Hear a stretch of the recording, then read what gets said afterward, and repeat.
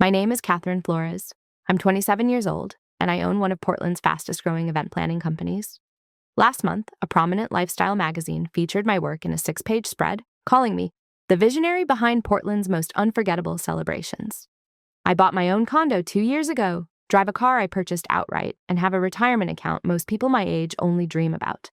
I employ 5 people who depend on me, and we've built something remarkable together. If this story hits home, tell me in the comments where you're watching from. Don't forget to like and subscribe. Every betrayal I share comes with a twist you won't see coming. But none of that mattered the night my mother looked me in the eye and said, "Catherine, sweetie, you'll be sitting over there with the little ones tonight."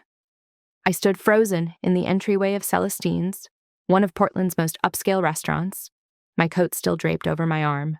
My hands were shaking. Around me, my family mingled in their finest clothes, champagne glasses already in hand. The warm lighting and elegant decor should have felt welcoming, but instead, everything suddenly felt cold. "Excuse me?" I asked, certain I had misheard. "The children's table, dear," my mother repeated, adjusting the pearl necklace at her throat. "We've reserved the main table for the adults. And well, since you're not married, we thought you'd be more comfortable with the kids." Have you ever felt completely invisible in your own family? That's exactly how I felt in that moment. I glanced at the corner table. My nephew Tyler, age 8, was already seated there, swinging his legs and playing a game on his tablet. Next to him was my niece Emma, who had just turned 6. The table was set with plastic cups decorated with cartoon characters. Plastic cups. At one of Portland's finest restaurants. "Mom, I'm 27, I said, keeping my voice level despite the heat rising in my chest. "Oh, don't be so sensitive," my father chimed in, approaching with a glass of scotch. "It's just a dinner. Besides, the kids love you. You'll have fun." I looked past them to the main table, elegantly set with white linens, crystal glasses, and flickering candles. My older brother Marcus sat there with his wife Jennifer, both looking smug and comfortable. My sister Olivia was already seated with her husband David, laughing at something someone had said. Even my cousin Angela, who had gotten married just 6 months ago, had a place at the adult table with her new husband. But not me. "This is ridiculous," I said quietly. "What was that?" my mother asked, her smile tightening. "Nothing." I forced myself to smile back. "Where should I put my coat?" As I walked toward the coat check, my phone buzzed in my purse. I pulled it out and saw a message from my business partner, Kelsey. "How's the family dinner? Hope they're finally treating you like the boss you are." I nearly laughed out loud at the irony. The hostess took my coat, and I made my way back to the private dining room. The children's table seemed to shrink with every step I took toward it. "Aunt Catherine, are you sitting with us?" Tyler looked up from his tablet and grinned. "Looks like it, buddy," I said, ruffling his hair as I slid into the child-sized chair. My knees nearly hit the underside of the table. From where I sat, I had a perfect view of the main table. Marcus was holding court, telling some story about a client at his accounting firm. Everyone laughed on cue. Olivia chimed in with an anecdote about Emma's ballet recital. My mother beamed at them both, her face glowing with pride. I remembered that expression. She used to look at me that way, back when I was younger. Before I chose a career path she didn't understand. Before I prioritized my business over finding a husband. "Are you okay, Aunt Catherine?" Emma asked, tugging on my sleeve. "You look sad." "I'm fine, sweetheart," I lied, turning my attention to her. "Tell me about school." As Emma launched into a story about her teacher's pet hamster, I felt my phone buzz again. Another text from Kelsey. "P.S. The Thornton wedding contract came through. Biggest client yet. We should celebrate tomorrow. The Thornton wedding. 350 guests, a waterfront venue, a $4 million budget. It was the kind of event that would cement my company's reputation for years to come. I had spent months courting that client, perfecting the proposal, negotiating every detail. But tonight I was sitting at the children's table because I didn't have a ring on my finger. A waiter approached and handed me a plastic menu with pictures on it. "For the young lady," he said, with a condescending smile. I stared at the menu. Chicken fingers, macaroni and cheese, a hot dog plate. At the adult table, they were being presented with leather-bound menus featuring filet mignon, pan-seared salmon, and herb-crusted lamb. Something inside me went very still. I looked around the table at my family, laughing and talking, not one of them glancing in my direction, not one of them thinking there was anything wrong with this picture. But they had no idea what I was about to do. I had driven 2 hours to be here. I had rearranged client meetings. I had bought a new dress, specifically for this dinner, and they had seated me with the children. I pulled out my phone and opened my messages. My fingers hovered over the keyboard for a moment before I typed, "Kelsey, change of plans. I'm going to need that celebration tonight after all. I'll explain later." Then I stood up, smoothed down my dress, and picked up my purse. "Where are you going?" Tyler asked. "I just need to make a phone call, buddy," I said softly. "I'll be right back." But I wouldn't be. I walked past the main table without looking at anyone and headed straight for the coat check. My hands were steady as I handed the attendant my ticket, but inside, my thoughts were racing. Years of moments like this crashed over me all at once, a tidal wave of memories I had pushed down and tried to forget.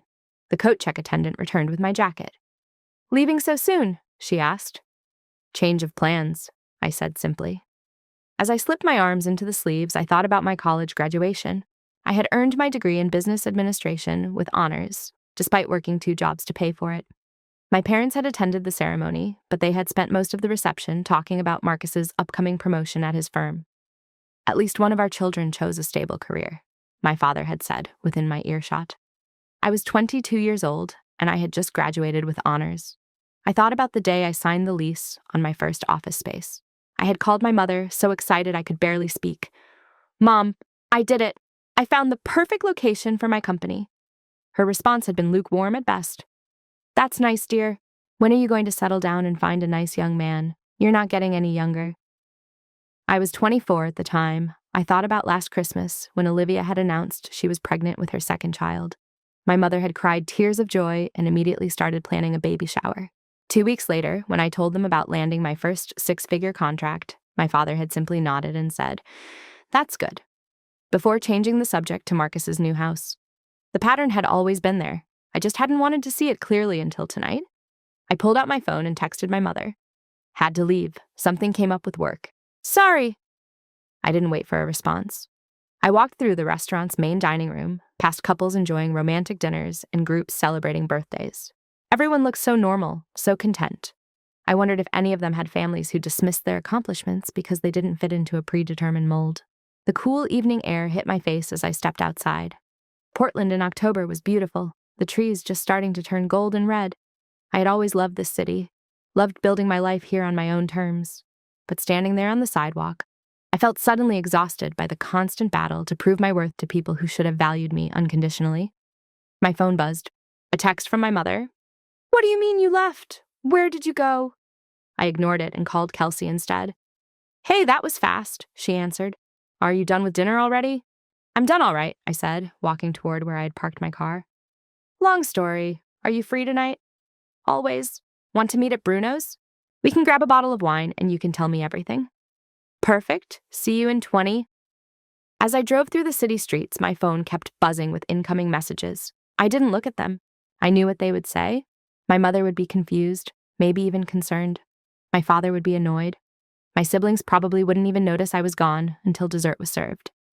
Bruno's Wine Bar was a cozy spot Kelsey and I had discovered during our early days of building the business. We had spent countless nights there, planning strategies, celebrating small victories, and commiserating over difficult clients. The owner, Mauricio, greeted me with a warm smile as I entered. "Catherine, good to see you. Your friend is already here," he said, gesturing toward our usual corner booth. Kelsey stood up as I approached, her face immediately registering concern. "Okay, spill, what happened?"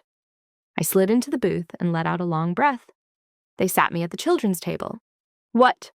"My family's fancy dinner. They literally seated me with my 8-year-old nephew and 6-year-old niece. Plastic cups, kids' menu, the whole thing. Because I'm not married." Kelsey's mouth fell open. "You're joking." "I wish I were." She was quiet for a moment, processing this. Then she reached across the table and squeezed my hand. "Catherine, that's insane." "You know that, right? That's completely insane." "I know. Did you say anything?" "I left." "Good." Mauricio appeared with a bottle of wine, apparently having sensed the mood.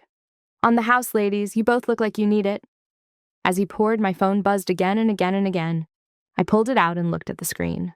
7 missed calls, 15 text messages. The notifications kept coming. "Wow," Kelsey said, watching the phone light up repeatedly. "They noticed you're gone." I scrolled through the messages. My mother. "Catherine, what's going on? Where are you?" My father. "This is very rude. We're all waiting for you." Marcus. "Mom's freaking out. What did you do?" Olivia. Can you please just come back? You're ruining dinner. Ruining dinner. That was rich. What are you going to do? Kelsey asked. I stared at my phone, watching the missed calls pile up. 20, 25. My mother had called 9 times in the last 10 minutes.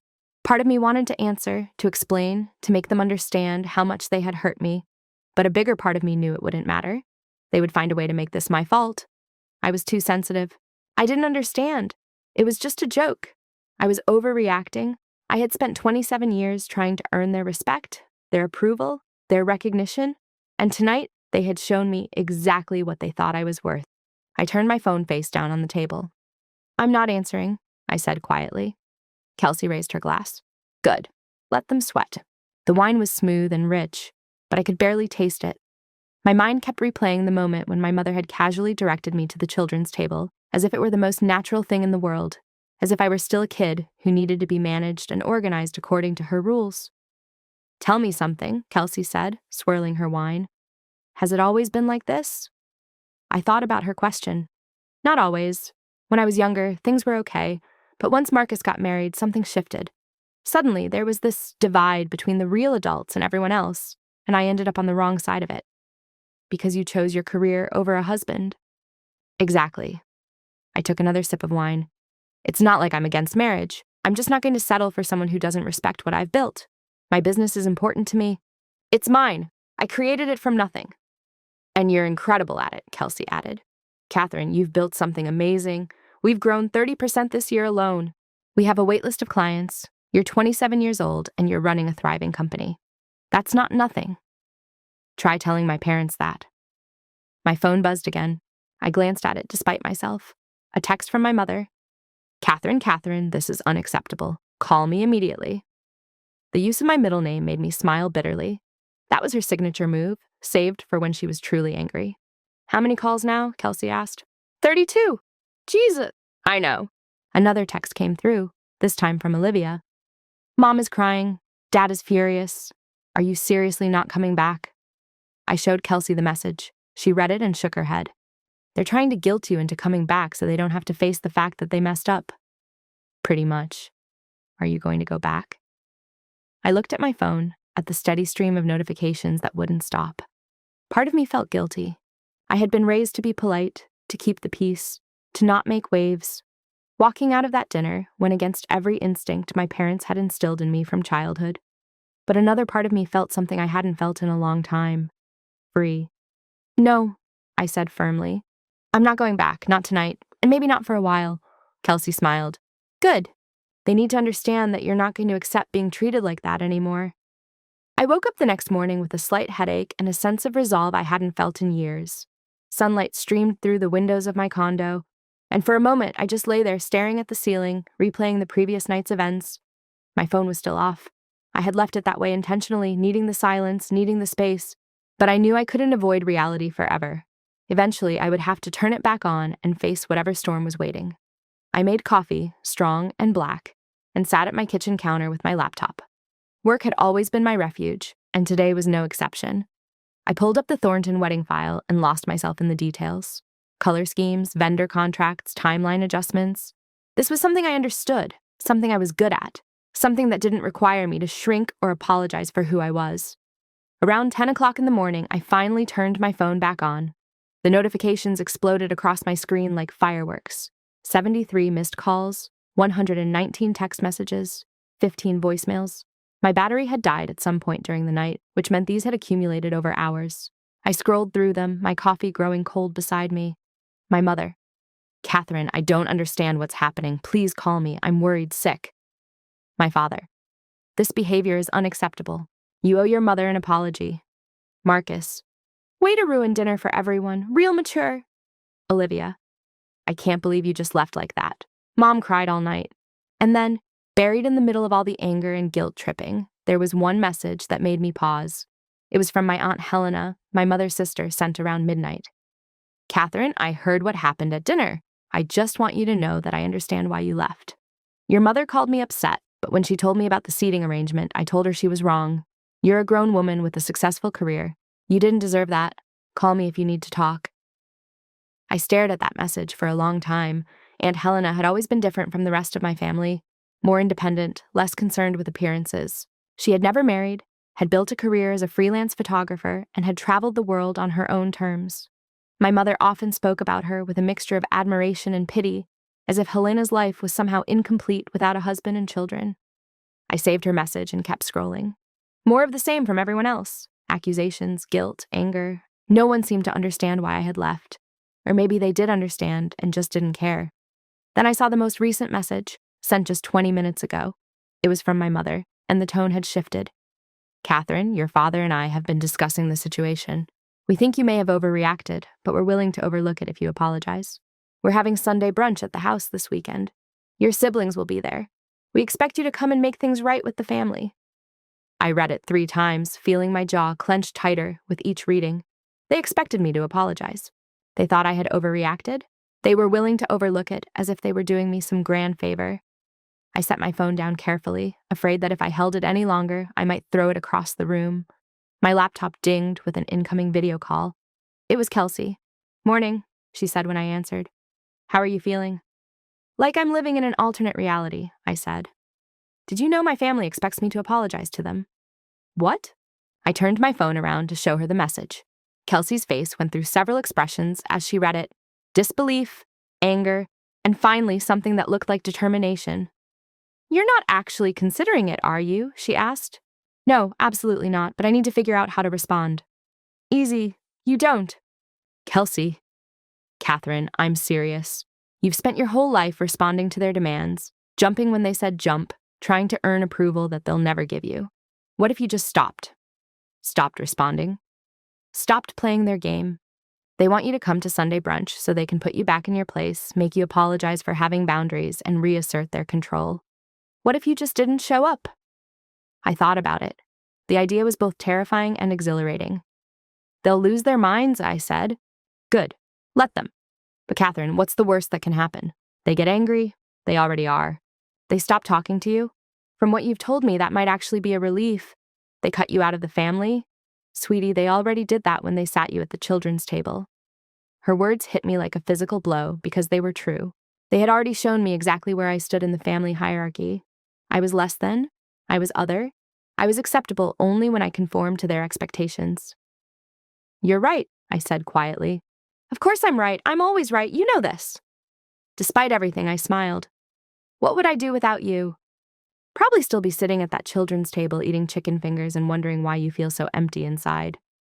The image made me laugh, even though it hurt. After we ended the call, I sat at my kitchen counter for a long time thinking. Then I picked up my phone and typed a response to my mother's message. "I won't be coming to Sunday brunch. I need some space to think about things. I'll reach out when I'm ready." My finger hovered over the send button for several seconds. This felt like crossing a line, like stepping off a cliff with no idea where I would land. I pressed send. The response came within 30 seconds. "What do you mean you need space? Space from what? We're your family. You don't get to just decide you need space from family." Then another message. "Catherine, this is ridiculous. Stop being so dramatic." And another. "Your father is very disappointed in you."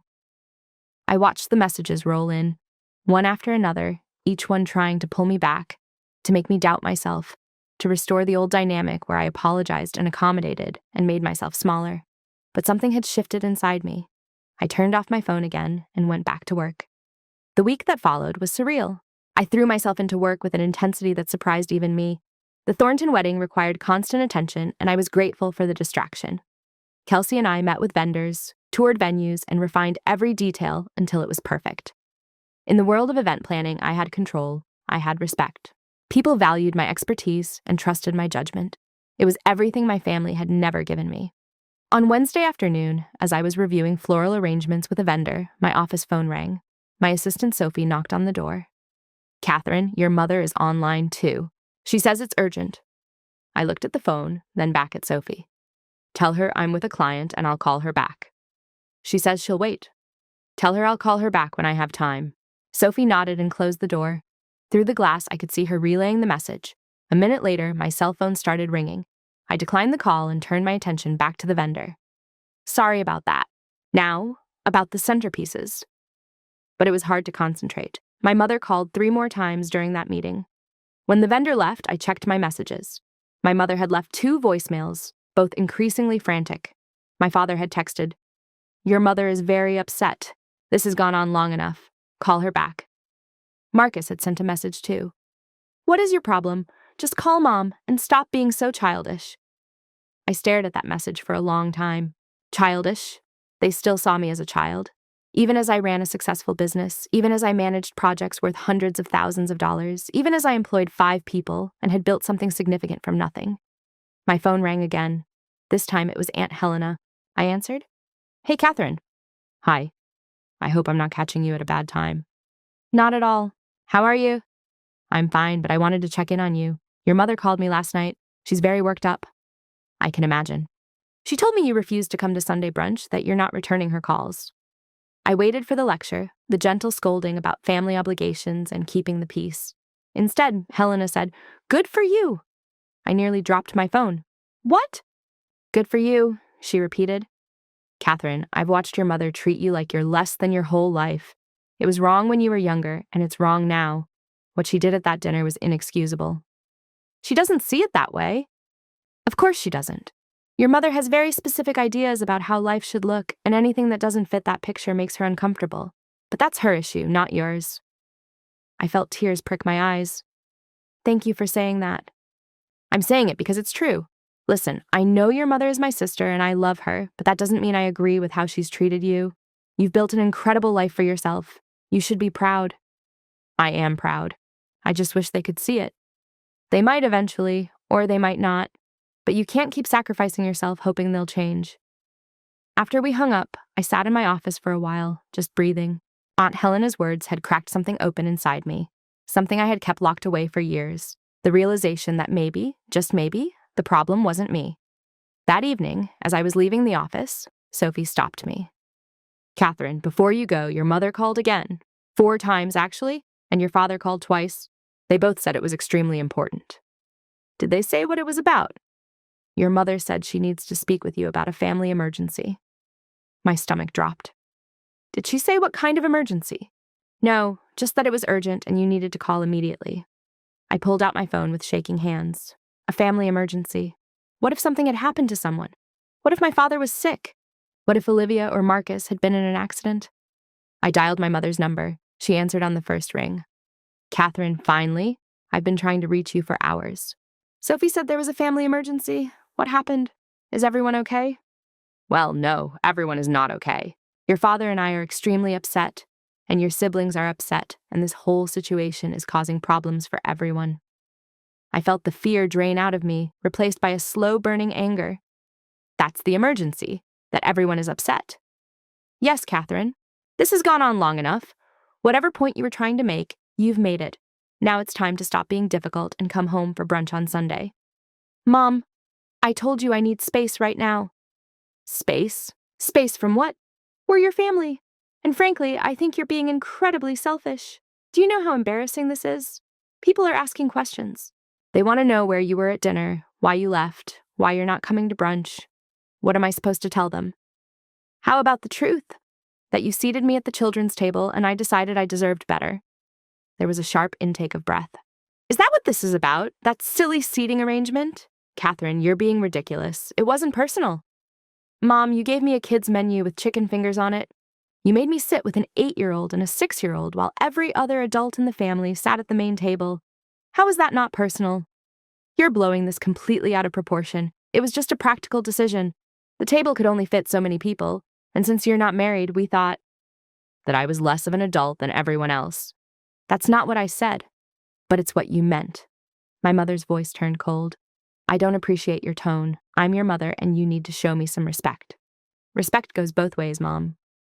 I'm giving you until Sunday to calm down and reconsider. If you don't show up for brunch, there will be consequences." "What kind of consequences?" "Your father and I have been discussing it. If you can't be part of this family, then maybe you shouldn't be included in family matters at all. That means holidays, gatherings, everything. You'll be on your own." The threat hung in the air between us. She was trying to scare me, to make me panic at the thought of being cut off from the family. A year ago, even a month ago, it might have worked. But after sitting at that children's table, after a week of relentless calls and manipulation, after years of feeling less than, something inside me had changed. "If that's how you want it, then okay," I said quietly. What? If that's your decision, I'll accept it. But I'm not coming to brunch to apologize for having boundaries. Catherine? I hung up. Sunday morning arrived gray and drizzly. Typical Portland weather. I woke up early and went for a run through my neighborhood, letting the rain wash over me. My mind was clearer than it had been in weeks. I had made my choice, and I was prepared to live with whatever consequences came next. When I got back to my condo, I showered and made breakfast. I was just sitting down with coffee and toast when my phone rang. It was Kelsey. Hey, aren't you supposed to be at brunch right now? She asked. Nope. I'm at home watching the rain and feeling surprisingly peaceful. You didn't go? I didn't go, and how do you feel about that? Honestly, good, really good. That's my girl. Listen, I know today might be tough, so I wanted to let you know I'm here if you need anything. We could grab lunch later, or I could come over with wine and trashy movies. Thanks, Kels, I'll let you know.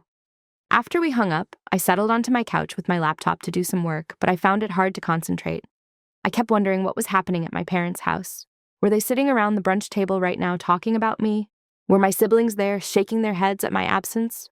Was my mother playing the victim, telling everyone how terrible I was being? Around noon, my phone started ringing. First Marcus, then Olivia, then my father. I let them all go to voicemail. Then my mother called and called again and again. I turned my phone to silent and set it face down on the coffee table. 2 hours later, I heard a knock at my door. I looked through the peephole and my stomach sank. My mother stood in the hallway, her face tight with anger. Behind her was my father, looking stern and uncomfortable. I took a deep breath and opened the door. Hi, Mom, Dad. We need to talk, my mother said, pushing past me into the condo. My father followed, closing the door behind him. You could have called first, I said. I did call, many times. You didn't answer. I was taking some space, like I said I needed. This has gone far enough, Catherine. My father's voice was hard. You're acting like a spoiled child. The irony of him calling me a child wasn't lost on me. I'm acting like someone who has boundaries, I said calmly. There's a difference. Boundaries. My mother laughed, but there was no humor in it. Is that what you call disrespecting your family, humiliating us in front of everyone? I disrespected you? Mom, you sat me at the children's table. Oh, for heaven's sake, we're back to that. It was just a seating arrangement. It was a message, a very clear message that you don't see me as an equal to my siblings. That's not true, isn't it? When was the last time you asked about my business? When was the last time you celebrated one of my achievements the way you celebrate everything Marcus and Olivia do? My mother's face flushed. We're very proud of you. No, you're not. You're confused by me. You're embarrassed that I'm not married. You wish I had chosen a different path, a more traditional path like Olivia did. But I didn't, and that doesn't make my life less valuable. We never said your life was less valuable. You didn't have to say it. You showed it. You've been showing it for years, but I was too busy trying to earn your approval to see it clearly. My father stepped forward. Catherine, you're blowing this out of proportion. All we did was make a practical decision about seating, and you've turned it into this huge drama. A practical decision, Dad. Every other adult in the family sat at the main table, every single one. The only person who didn't was me, and the reason given was that I'm not married. Well, you're not. And that makes me less of an adult? He shifted uncomfortably. That's not what I'm saying. Then what are you saying? Neither of them answered. I took a deep breath. Look, I love you both, but I can't keep doing this. I can't keep shrinking myself to fit into the box you want to put me in. I've built a good life. I have a successful business that I'm proud of. I have friends who respect me and support me, and I need family who can do the same. We do respect you, my mother said, but her voice lacked conviction. No, you don't. If you respected me, you would have seated me at the adult table. If you respected me, you wouldn't have expected me to apologize for leaving a situation that was humiliating. If you respected me, you would understand why I need space right now. So what are you saying? My father asked. That you're done with us? I'm saying I need time to figure out what a healthy relationship with you looks like, and that might mean not seeing you for a while. My mother's eyes filled with tears. You can't mean that. I do mean it. I've spent my whole life trying to be enough for you, and I'm tired. I'm tired of feeling like I'm failing just by being who I am. This is ridiculous, my father said. You're our daughter. You don't just get to cut us off. I'm not cutting you off. I'm setting a boundary. There's a difference. It doesn't feel different from where we're standing, my mother said. I know, and I'm sorry that it hurts, but I have to do what's best for me. They stood there for a moment, and I could see them struggling with what to say. Finally, my mother spoke, her voice trembling. If this is really what you want, then fine. But don't expect us to come crawling back when you change your mind. I don't expect anything, I said quietly. That's the whole point. They left without another word. I watched through the window as they got into their car and drove away. Then I sat down on my couch and let myself cry. It wasn't tears of regret or uncertainty. It was grief for the family I had wanted but never had, mixed with relief that I had finally stopped pretending. 3 weeks passed in relative peace. I threw myself into work with renewed energy, and the Thornton wedding was shaping up to be the event of the season. Kelsey and I met with the bride and groom several times, refining details, adjusting timelines, ensuring everything would be perfect. During those weeks, my family continued their attempts to contact me, but with decreasing frequency. The calls went from daily to every few days, and then to once a week. The messages shifted from angry to confused to something that almost resembled concern, though it was hard to tell if they were concerned about me or about how my absence reflected on them. I didn't respond to any of it. Aunt Helena checked in regularly, offering support and updates on family drama. Apparently, my absence had created quite a stir. My mother told people I was busy with work. My siblings told their friends I was going through a phase. No one seemed willing to admit the real reason I had stopped coming around. One Thursday afternoon, I was in the office reviewing contracts when Sophie knocked on my door. "Catherine, there's someone here to see you. She doesn't have an appointment, but she says it's important." "Who is it?" "She said her name is Jennifer, your brother Marcus's wife." I hadn't heard from her directly since the dinner incident.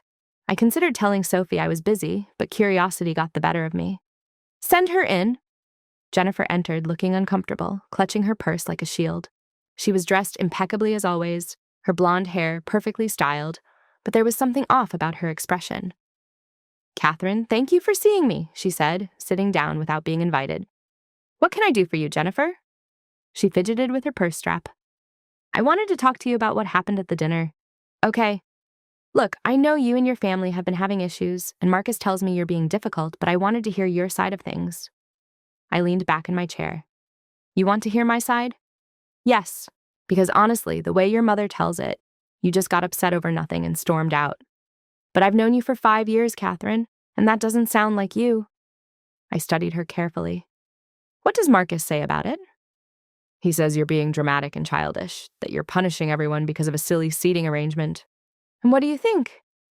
Jennifer was quiet for a moment, then she said, "I think you got seated at the children's table while the rest of us sat with the adults, and I think that was messed up." I raised my eyebrows. "You noticed?" "Of course I noticed. I thought it was weird, but your mother insisted that was how she wanted it. She said something about you being more comfortable with the kids since you're single." Jennifer paused. "Catherine, I didn't say anything at the time, and I should have. That's part of why I'm here. I wanted to apologize." "You're apologizing?" "Yeah, I should have stood up for you. I should have said something, but I didn't, and I feel terrible about it." I wasn't sure what to say. Of all the people I expected to receive an apology from, Jennifer had not been on the list. "Thank you," I finally said. "I appreciate that. Your mother has been calling me," Jennifer continued. "She wants me to convince you to come to Thanksgiving. She says if you don't come, it will ruin the holiday for everyone." "Thanksgiving is 2 months away." "I know, but she's already planning and panicking. She wants everything to be perfect, and your absence is throwing off her plans. Let me guess. She wants you to talk me into coming back so she doesn't have to admit she was wrong." Jennifer smiled sadly. "Pretty much. But Catherine, I'm not here to convince you of anything. I'm here because I think you deserve to know what's really going on." "What do you mean?" "Your mother has been calling everyone, family, friends, distant relatives, even people from her church. She's telling them this whole story about how you've abandoned the family, how you're being selfish and hurtful. She's painting herself as the victim." I felt a familiar anger stirring. "Of course she is. But here's the thing, not everyone is buying it. My own mother asked me what really happened, and when I told her about the children's table, she was horrified. She said your mother was out of line." "Really?" "Yeah. And I've heard similar things from other people. Your mother thinks she has everyone on her side, but she doesn't. People are starting to ask questions." After Jennifer left, I sat in my office for a long time thinking. My mother's attempts to control the narrative didn't surprise me, but the fact that it wasn't working completely did. Maybe people weren't as blind as I thought. The Thornton wedding arrived on a perfect October evening. The venue, a historic mansion overlooking the Willamette River, was transformed into something magical. String lights hung from every tree, candles flickered on tables draped in silk, and flowers cascaded from every surface. It was the culmination of months of planning, and as I walked through the space doing final checks, I felt a deep sense of pride. This was what I was good at. This was what I had built. The ceremony went off without a hitch. The bride looked radiant, the groom cried happy tears, and their 350 guests witnessed a moment of pure joy. During the reception, as I coordinated with the catering staff and ensured the timeline stayed on track, I noticed several guests approaching me. "Are you Catherine?" one woman asked. "The wedding planner?" "Yes, that's me." "This is absolutely stunning. Do you have a card? My daughter is getting engaged next month, and we want the best." By the end of the night, I had handed out 27 business cards and scheduled 6 consultations. Kelsey was beaming as we packed up our supplies. "Catherine, this was incredible! The bride's mother told me this was the best wedding she'd ever attended. We're going to be booked solid for the next year." "We did good work," I said, exhausted but happy. "We did great work, and you did it while dealing with all that family drama. I'm impressed." The next morning, I woke to my phone ringing. It was an unknown number, which I normally wouldn't answer, but something made me pick up. "Hello?" "Catherine, it's Carolyn Thornton, the bride." My heart skipped. "Caroline, hi. Is everything okay?" "Everything is perfect. More than perfect." "Catherine, I just wanted to call and thank you personally. Last night was like a dream. You made everything so beautiful and so seamless. It was exactly what we hoped for." "I'm so glad. It was an honor to be part of your day. I've already told everyone I know about you. In fact, I'm having brunch with some friends this morning, and they're all asking for your information. I hope you don't mind." "Mind? Not at all. Thank you, Caroline." After we hung up, I lay in bed smiling. This was the reward. Not just the money or the bookings, but knowing I had created something meaningful, something that brought joy to people's lives. My phone buzzed with a text. It was from a number I didn't recognize. "Hi, Catherine. This is Patricia Thornton, Caroline's mother. I wanted to reach out about planning my younger daughter's wedding. Would you be available for a consultation?" Before I could respond, another text came through from a different number. "Catherine, this is Denise Howard. I attended the Thornton wedding last night. I'm on the board of the Portland Arts Foundation, and we're looking for an event planner for our annual gala. Are you interested in discussing this opportunity?" And then another. "Hi, Catherine. This is Jessica. Caroline gave me your number. I'm getting married next June and would love to work with you." I stared at my phone as the messages kept coming. Within an hour, I had 9 new inquiries. By the end of the day, it was 15. Kelsey called me that evening laughing. "Catherine, our email inbox is exploding. Have you checked it?" "I've been getting texts all day." "Well, add emails to that. The Thornton wedding is apparently the talk of Portland society. Everyone wants to know who planned it." "This is insane." "This is success, Catherine. This is what happens when you're brilliant at what you do and you finally get the recognition you deserve."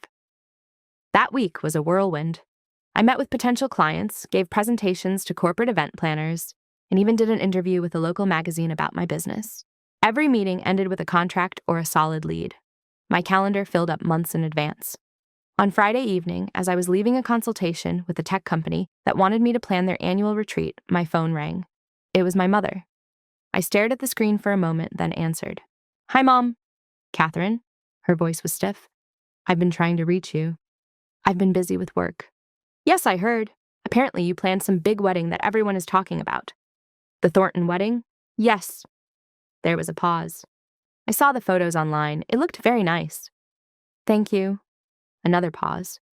"Catherine, your father and I have been discussing things. We think maybe we overreacted about the whole dinner situation." I waited. "We're willing to move past it if you are. Thanksgiving is coming up, and it would be nice if we could all be together as a family." "Move past it," I repeated slowly. "Yes, we can forget about all this unpleasantness and go back to normal." "What about an apology?" "An apology?" "Yes. For seating me at the children's table, for dismissing my feelings, for threatening to cut me off when I tried to set boundaries." My mother's tone hardened. "I'm not going to apologize for trying to organize a family dinner. You're the one who made this into a big deal. Then I guess we don't have anything more to discuss." "Catherine?"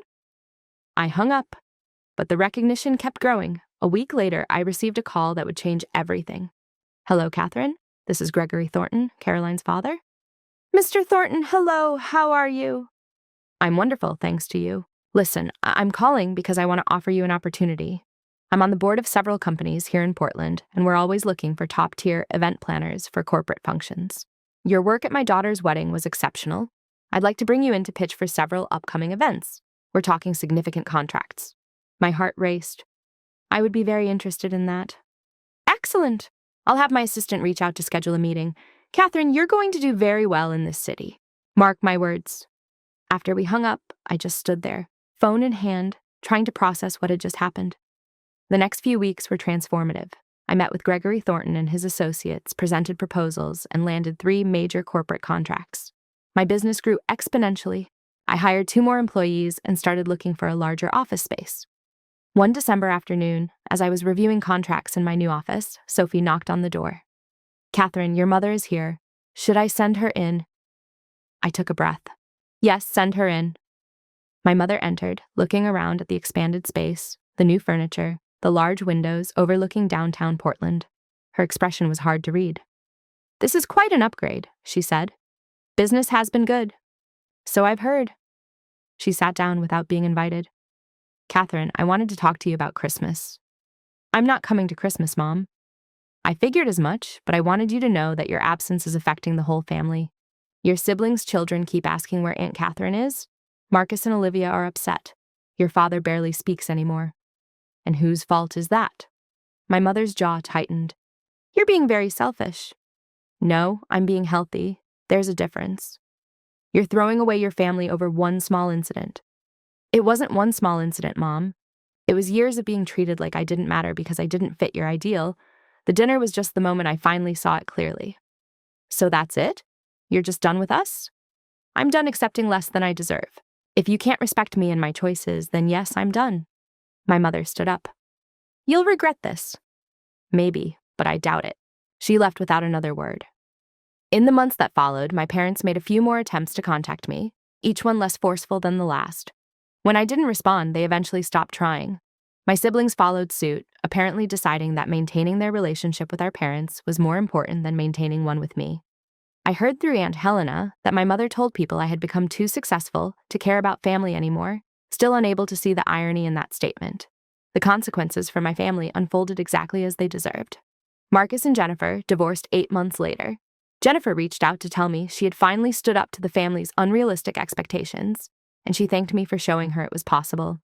She had filed for divorce after Marcus repeatedly dismissed her feelings and parroted my mother's controlling behavior in their own marriage.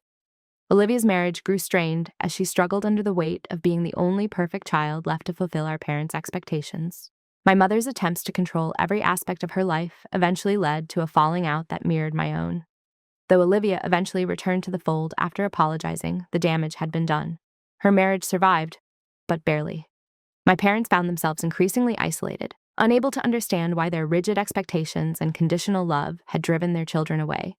Their social circle began to shrink as people noticed the pattern of their behavior and started asking uncomfortable questions. Meanwhile, my business flourished beyond my wildest dreams. Thanksgiving arrived, and Kelsey hosted another Friendsgiving at her apartment.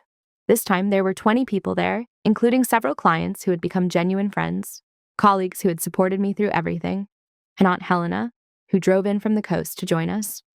As we went around the table sharing what we were thankful for, I said, I'm thankful for the courage to know my worth, for friends who became family, and for building a life that's authentically mine.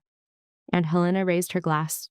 To Catherine, who taught us all that sometimes the bravest thing you can do is walk away from people who refuse to see you. By spring, my company had become one of the most sought-after event planning firms in Portland. I had moved into a beautiful office space in the Pearl District with floor-to-ceiling windows overlooking the city. My team had grown to 8 employees, and we were managing everything from intimate weddings to major corporate events. One afternoon in March, I received an email that made me smile. It was from a Portland Business Journal reporter asking to interview me for their 40 Under 40 feature, highlighting successful young entrepreneurs in the city. I sat in my office that evening, looking out at the city I had built my life in, and thought about that night at the children's table. It had felt like the end of everything at the time. The humiliation, the dismissal, the casual cruelty of being reduced to less than in front of my entire family. But it turned out to be the beginning of knowing my worth, the beginning of refusing to accept less than I deserved, the beginning of building a life that was truly mine, surrounded by people who valued me not for who they wanted me to be, but for who I actually was. I had lost a family, but I had gained something far more valuable, myself. My phone buzzed with a text from Kelsey. Drinks tonight to celebrate your 40 Under 40 nomination. I'm buying. I smiled and texted back, "Absolutely. Bruno's in an hour? See you there, boss." As I gathered my things to leave the office, I took one last look around. The success, the recognition, the beautiful space, the thriving business. None of it had come from trying to fit into someone else's vision of what my life should be. It had come from finally having the courage to build the life I wanted. And standing there in my own space, surrounded by the success I had created, I knew beyond any doubt that I had made the right choice. Sometimes the best revenge isn't a dramatic confrontation or a clever comeback. Sometimes the best revenge is simply refusing to shrink yourself for people who will never appreciate you anyway. It's building the life you deserve, surrounding yourself with people who truly see you, and walking away with your head held high. That night at the children's table, my family showed me exactly what they thought I was worth. And in doing so, they gave me the greatest gift of all, the clarity to finally walk away and the freedom to become everything they never believed I could be. I had asked myself once if I would ever feel invisible in my own family again. The answer was no, because I was no longer trying to be visible to people who had chosen not to see me. Instead, I had built a life where I was celebrated, respected, and valued exactly as I was. And that, I realized as I locked my office door and headed out into the spring evening, was the sweetest revenge of all.